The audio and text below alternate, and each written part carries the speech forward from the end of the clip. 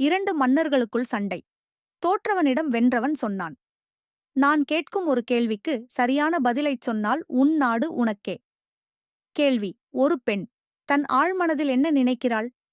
வென்ற மன்னனின் காதலி அவனிடம் இக்கேள்வியைக் ராஜேஷ் கேட்டுவிட்டு, அவர்களின் தமிழ் விடை ட்ரெண்டிங் சொன்னால்தான் நமக்கு திருமணம் என்று 47 சொல்லியிருந்தாள். யூடியூப் சேனலை தோற்ற அனைவரும் மன்னன் சப்ஸ்கிரைப் செய்து பலரிடம் பெல் கேட்டான். பட்டனை விடை அழுத்தி கிடைக்கவில்லை. லைக் அண்ட் கடைசியாக ஷேர் சிலர் செய்யுமாறு சொன்னதால் ஒரு தாழ்மையுடன் சூனியக்கார கேட்டுக்கொள்ளப்படுகிறது. கிழவியிடம் சென்று கேட்டான். அவள் சொன்னாள், விடை சொல்கிறேன்.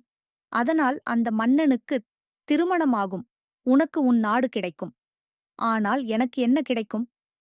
அவன் சொன்னான், என்ன கேட்டாலும் தருகிறேன். சூனியக்காரக் கிழவி விடையைச் சொன்னாள். தன் சம்பந்தப்பட்ட முடிவுகளை தானே எடுக்க வேண்டுமென்பதே ஒரு பெண்ணின் ஆழ்மனது எண்ணம். இப்பதிலை அவன் அவனை ஜெயித்த மன்னனிடம் சொல்ல, அவன் தன் காதலியிடம் சொல்ல அவர்கள் திருமணம் நடந்தது. இவனுக்கு நாடும் கிடைத்தது. அவன் சூனியக்காரக் கிழவியிடம் வந்தான். வேண்டியதைக் கேள் என்றான். அவள் கேட்டாள், நீ என்னை திருமணம் செய்து கொள்ள வேண்டும். கொடுத்த வாக்கைக் காப்பாற்ற அவன் ஒப்புக்கொண்டான். உடனே கிழவி ஒரு அழகிய தேவதையாக மாறிக் காட்சி அளித்தாள்.